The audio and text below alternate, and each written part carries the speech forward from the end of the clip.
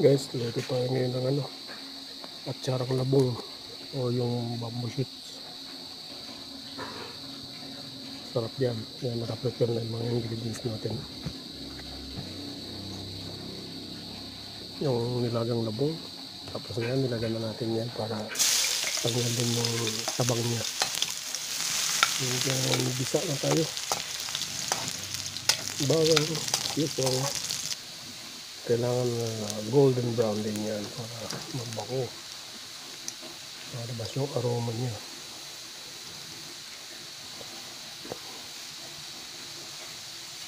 And then after this,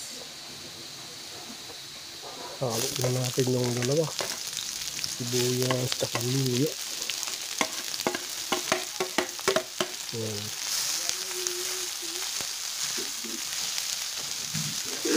Mix lang natin.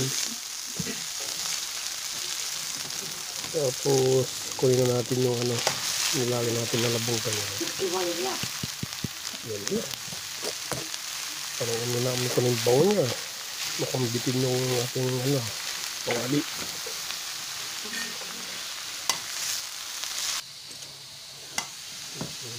So, ano tayo malaki. Yan, nakahanap ako. Transfer natin. Oops, may nakakalimutan. Yun. Ilagay natin yung corn beef. Pwede din dyan yung karne. Slice na karne, kalmanok. Pwede dyan. Isa doon yung igisa yun na ito. Nakalimutan ko. So, at least okay na rin yung corn beef. Kahit hindi na sabay. Hanggang gisa na rin yung niluluto natin. Harap natin yung labong. And then, little mix up lang yan. Painit.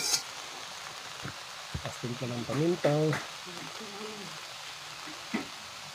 Suka. Asin. Asukal. Halo-halo natin po yan.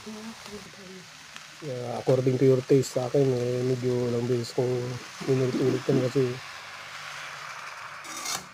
pagdag dito doon pala kasi matabang pa hanggang sa makuha yung tamang timpla ko.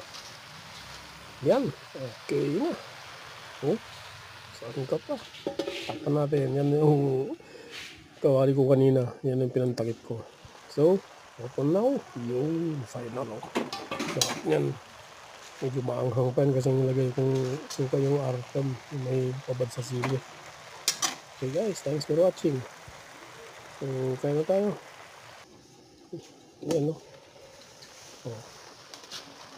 Yes, that's the final.